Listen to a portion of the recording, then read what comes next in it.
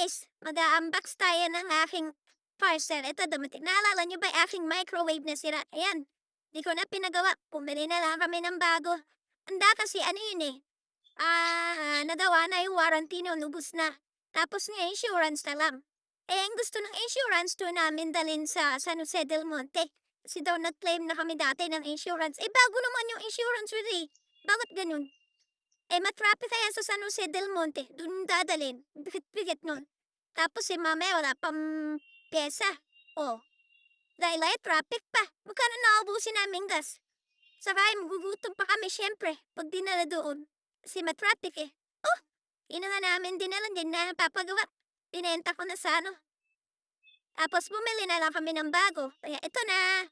Oh, dumating na siya guys.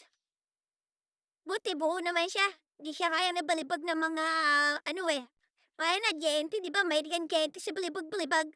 Kaya minsan maraming damage yung iba. Ay, ito hindi na kaya balibag to. Mabigat to eh. Eh, pag nabasag to.